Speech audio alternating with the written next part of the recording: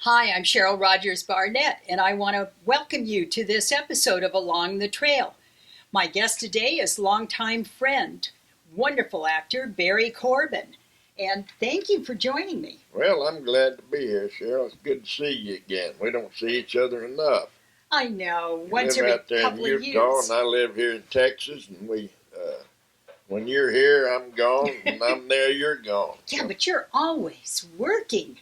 Well, I try. I try to keep working. If I quit working, then I'll figure out how old I am. Then I'll feel like I better retire. We can't let you do that. Well, somebody said I had a stockbroker, and I was kind of low in my money. He said, "It's not really any of my business, but do you have any other investments?" And I said, "No." He said, "Well, you can't retire." And I said, "Well, I don't want to retire." He said, "I mean, ever." He looked all panicked about that. Well, I don't. All right, that's fine. Yeah, Let's didn't just keep plan going. to anyway. Yeah. You have worked with some of the greatest people you do such varied things. Do you have a favorite project that you worked on? I just love to work, Cheryl, and I'll tell you what. I'm one of my regrets about working in film industry and television is that I didn't get to California until 1977. I was working on stage in New York until then. So I was nearly 40 when I started my film business. So I missed working with a lot of the great people like, John Wayne and Jimmy Stewart and those people. Yeah. You know, I would love to have. I met some of them, but I never worked with any of them. And Ben Johnson was one of my close friends. Dobie Carey was. Yeah. And Sam Elliott and I were talking about it. And said, we're the only ones left. I said, I miss those guys. I said, Yeah. well, I do too. I mean, back in those days, you shake somebody's hand and say, yeah, all right, I'll be there. And you're there. Right. Nowadays, it doesn't make any difference. You got to have it ironclad and tied up in a ribbon before anybody will do anything. That really is a shame. Yeah, It the is. business has changed so Well, much. the world has changed. Yeah. I mean, it's we've got so crowded and in such a hurry that you can't get anything done. I did a movie. I just finished a picture in Houston. It's a full length movie. It's one set basically. They've got a few other sets, but basically it's one set, one beach house. But they've got a 14-day shooting schedule for the whole picture for a full length feature. Wow. 14 days. We were doing 10 and 15 pages of dialogue a day down there. That's why I'm hoarse. Because I've been yelling for the past 2 weeks. You said that your character yelled a lot. Oh yeah, my character is an unhappy man. I'm so angry that I throw lunch on the deck and stomp on it and get a bone in my foot. And you were playing a politician this I time. was. My dad actually was a state senator in Texas. So this guy's a state senator in Texas. Of course, my dad got some sense about it, and he got out of politics before he was 35. Oh, that was quick. He was elected county judge when he was 22. He was elected state senator at 25. By the time he was 35, he was out of politics altogether. Wow, that was one smart man. Oh yeah, he was pretty smart. He was a character. Well, he was from Texas. I was talking to Patrick Wayne one time, and he made some move like that. I said, "Did you do that on purpose?" He said, "Everybody plays their dad, but when I do, everybody knows Oh, yes. Now, what, in the beginning with acting, you studied Shakespearean? Oh yeah, I did Shakespeare. I did. I was in New York for about 12, 14 years, and I never played. Well, I played two Southerners, two people with from. Mostly, I played English plays or Neil Simon. I'd played some of that, which is New Yorkers. Right. Played all kinds of things. You know, now they want me to be this, so that's a lot easier. Oh, yeah, I would think so. A lot more natural. I can just be me now. Yeah. Well, you did Any Which Way with Eastwood. That's right. Yeah, yeah. And I also did Honky Tonk Man with him. I've never gotten to meet him, but I sure love his work. He is one of the best directors that you're ever going to find because he was an actor first. He knows how to talk to actors. There's a lot of directors who don't know. I mean, they'll give you a direction like "Don't make that face." Yeah. Well, what does that mean? Yeah. I don't. That's not helpful to say that. But Clint just is right on the button. He knows exactly how to say maybe two words and give you the whole story. Yeah, well, I love his projects. Yeah. They're really great. And of course, one of, I think, everybody's favorite characters was Maurice on Northern Exposure. Yeah. That was funny how that came about. I knew they were seeing everybody in town for that part, and it was originally supposed to be only 8 episodes. It was going to be a summer replacement series. And I knew people who were going in for it, and they called and asked for me to come in. I was thinking, what can I do that'll be a little different? So I came in with the script. I'd already memorized the scene. Yeah. I came in with the script, and I stood at attention. I said, gentlemen, shall we begin? Yeah. All right. So I threw the script on the floor and fell over and in a lean and rest position started doing push-ups. and the casting director was reading the other lines, and I was saying my lines, and I did push-ups the whole time. At that time, I was in pretty good shape. I could do that. And now I'd get down there and I'd just fall on the floor.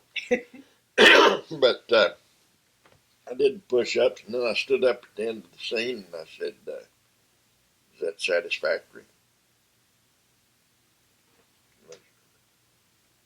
I turned around, did an about face, and left.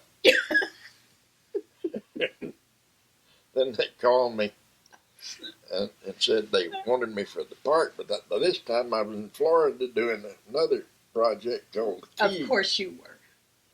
And I said, well, I can't get, they wanted me to come and meet the network. I said, I can't get there. I'm in Florida. I'm down here in the Florida Keys. Well, you have to. I said, no, I don't have to. If they want me, they just go ahead and hire me, or wait a week before I get back, and I'll get back and I'll go see them. But otherwise, that's I can just hire somebody else. And so I think that intrigued them more than doing the push-ups. I mean, you just made that role so fabulous. Well, it was a great part, astronaut, retired astronaut, and I had the privilege, partly because of that, of narrating a TV show called Moonshot. Mm-hmm. And then I did the book on tape that was written by Deke Slayton and Alan Shepard. And Deke Slayton was going to narrate it, but he died, and then so they asked me to do it. Yeah. I went down for the premiere of the TV Moonshot and got to meet Alan Shepard and Wally Schirra. So I've got a picture somewhere where we're joking and laughing, So it was this has been one great ride. Meet all these people, meet you, all my friends. You get that's the main thing about this deal. It's not being known by people. That's not really much. It's knowing the people that you're able to meet. Yeah, but you've created such memorable characters for us to remember and enjoy. The Lonesome Dove part. I've had more fun than anybody in the world. Somebody, Oh, we were talking about retirement. Somebody said, "When are you going to retire?" I said, "From what? I haven't worked in 70 years." Well, yeah, that was my folks' attitude. They were, so lucky to be doing what they did. Sure. Yeah. Well, I could be across the street over there digging the ditch. I saw some people over there doing that. Of course, I'd be retired if I'd been doing that. I was going to say, yeah. But now I don't work. They call me up, say, "Come in here and do this." I come in, I'm either cranky or happy or whatever, but do what's required and then go down the road. Yeah. Now, your work in Conagher, was that a good project for you? It certainly was. I was Sam Elliott and Katharine Ross produced that. I love her. And they called, and I've had a big crush on her for a long time, but I never could act on it because I never saw Sam lose a fight. But they called and asked me to do this part of a stagecoach driver. And I said, "Oh yeah, I'd love to do that. That'd be a lot of fun." So I went down to Colorado, and I met Ken Curtis in the lobby of the hotel, and that was the last project he did. He died, I think, before they released it, before it was put together. Yeah. But we sat in the hotel lobby when I first got there and talked for 20 or 30 minutes before he had to leave and go catch a plane back to California.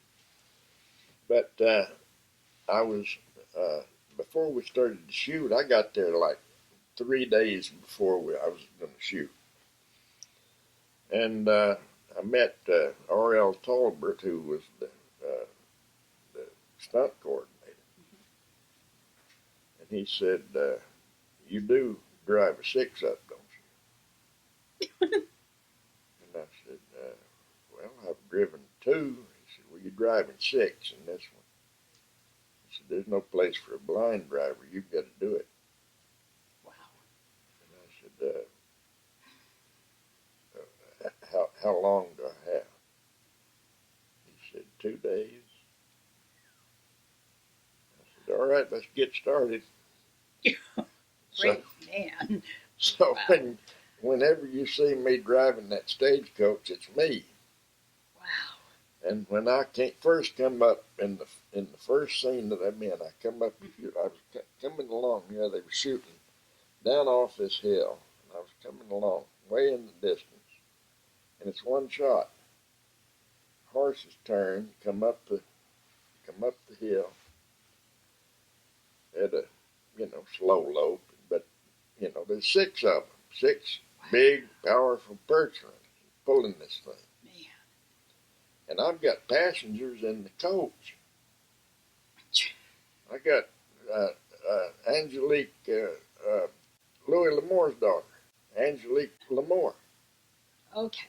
She's in the coach, and there's a couple of other actors in the coach.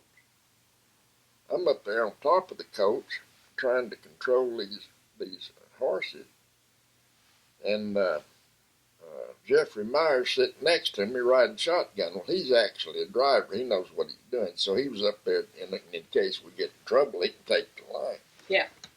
Maybe he can take the line. We're coming up the hill. We come around, come up, and some idiot We're supposed to go that way. Some idiot parked the hay wagon right over here. We're coming up the hill, and I see those lead horses. I start pulling slack and pulling slack. Wow. And they start coming back. And I see this camera that we had, I think, 4 cameras running. I'm looking at this camera right here. And the cameraman is not looking through the camera. He's looking over the camera like this. Because I'm headed right for him, and he's up against the wall. And so I keep going, and they come around. I get to my mark, I say, whoa, and pull him up. And look down, and I'm right on the mark. I'm looking at Katharine, and I say, howdy, ma'am, is your husband around? Because I had to say that line. Because in this one shot, I had to go up there, and I had to say the line.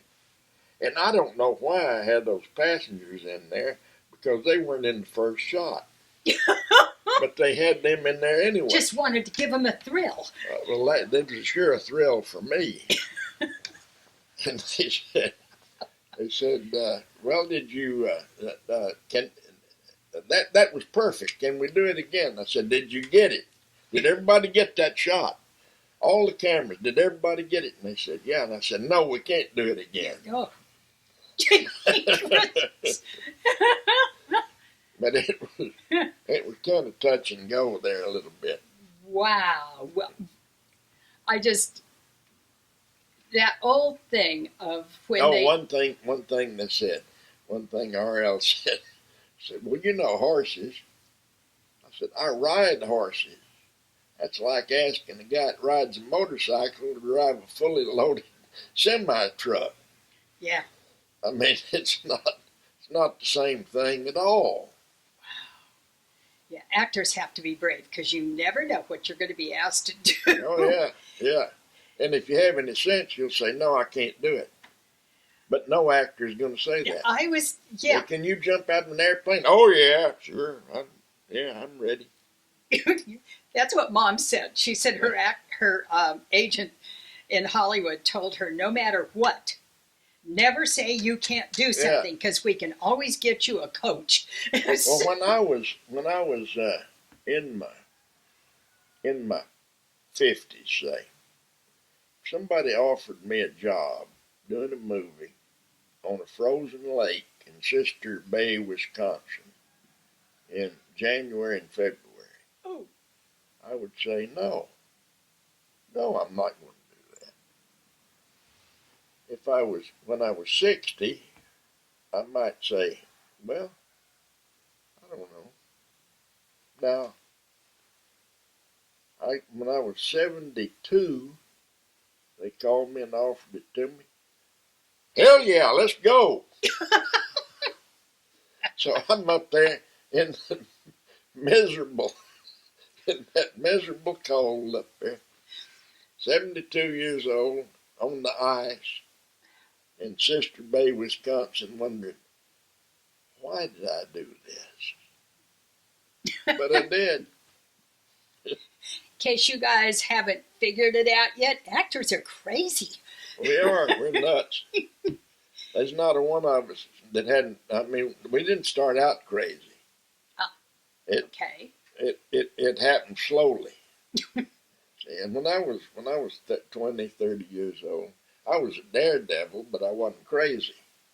It took me to be about 60 years old before I was actually crazy. And now I'm certifiable. If they let me on the street, somebody's going to come after me with a net. Well, we are so grateful that you are crazy. Because you are a delight to watch. I'm happy that I am too, and I'm happy I've stayed out of the institution. The play that you did with Red. I played. There was Charlie Goodnight.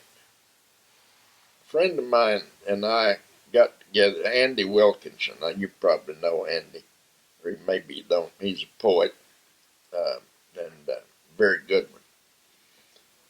And he'd written series of songs and poems Mm-hmm.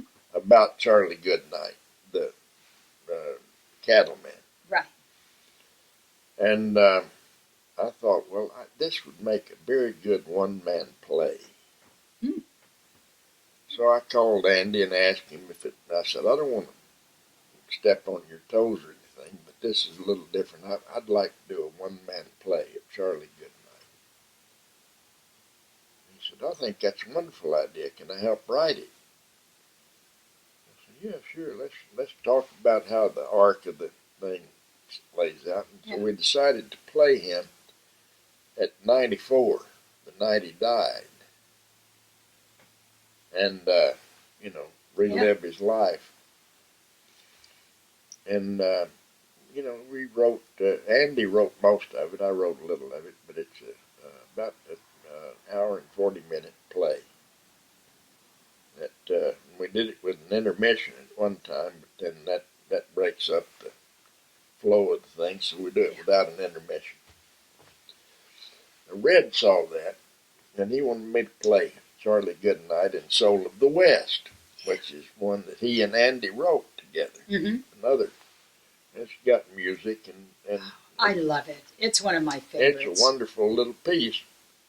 And we did it in Washington, D.C., but the only people that came to see it was the Secretary of Agriculture and a bunch of people that already believed in what we believed in. We couldn't get the folks in that were against cattle ranching and stuff,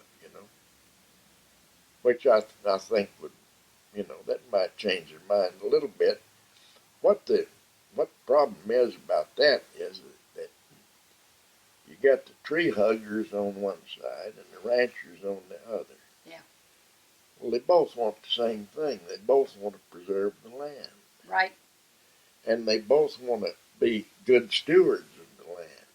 But they have polar opposite ideas, and none of them will talk to each other. Isn't that ridiculous? So it's it becomes a war. Yeah. And in Soul of the West, we talk about all this stuff, and the ranchers are the ones that go see it. Well, we need to get the environmentalists in to see that the ranchers have the same aim that they have. Right. I mean, you'd be foolish to go out, say you're a cotton farmer, you plant cotton. That's what they did back in Virginia and Mississippi and Alabama before the Civil War. They wore the land out. Right. Yeah. Now we know better than that. And same with ranching. They've improved the stock. They've improved everything. The beef's better, quality. Oh yeah. Everything's better. And the people that the environmentalists say that the global warming is caused by gas from cattle passing wind. Yeah, I know. I mean, that's absurd. Well, I'm sure the dinosaurs passed a whole heck of a lot more than a whole herd of cattle. Yeah, oh yeah, the dinosaurs did a great job at it. They were much better at doing that than anything we got on. I mean, they were vegetarians, for heaven's sake. Yeah. Vegetarians, they build up an awful lot of gas. Well, I mean, to me, I've got a line in Charlie Goodnight's last night. He talked about a guy named Buffalo Jones. He said he's done a lot of hunting up in the great Northwest, and he gets caught in these Chinooks. They're warm, harmless winds. And he imbibed a great deal of that wind, and it's been escaping from him ever since, mostly from the wrong end. What a great line. I know I've asked you before, but one of my favorites of your characters was Clay on The Closure. I just loved that series, The Closer. I thought it was so great, and I loved Kira Sedgwick. How is she to work with? Oh, she's wonderful. She's terrific. She's like my daughter. I've known her husband, Kevin. I knew him when he was a teenager. We did an off-Broadway show together when he was a teenager. And so I've known him for a long time. Kira, I just met on the closer. And I'd always wanted to work with Franny Sternhagen, who played her mother. She's wonderful, yeah. So that was an opportunity I had to work with her. She's a treasure. Yes, very fine actress. But Yeah. you guys were so good together. The episode where you're in that RV with the bad guy, I mean, that was just so funny and so wonderful. Oh, we had a great time on that. Yeah. I guess when Kira left, she was burned out. She was tired. She said, I'm afraid to leave because I'm afraid all these people will be out of work. I said, no, they'll continue. They'll keep going. Great cast. They'll keep going, and if they don't keep going in this, they'll keep going in something else. You've got to worry about your health. Oh, boy. Yeah. Because she was producing, and she was in almost every scene, and you can't do that forever. Oh, people don't realize the mental energy and all that it takes Oh, it takes to a lot carry of, a series. a lot of concentration. Yeah. I wouldn't want to try to carry a series. I mean, doing this movie down in Houston nearly wore me out because I was in almost every scene and I was talking the whole time. Yeah. And it was, it took a toll on me. And that was a 2-week It project. was just, it was just 10 days. I was only on 10 days. And they're still working on it. I think they finish up day after tomorrow. So what is the name of that, by the way, so that people can see It's it? called, right now it's called the Bay House. Okay. It's a house that sits on Galveston Bay, and I'd sit on the deck between shots and watch the pelicans fish out there. Oh, It was fun. yeah, that's fun. I always have loved that on the California coast Yeah. with the pelicans and watching them. They're fascinating. So I want to thank you. Is there anything else that we haven't talked about that you want to bring up?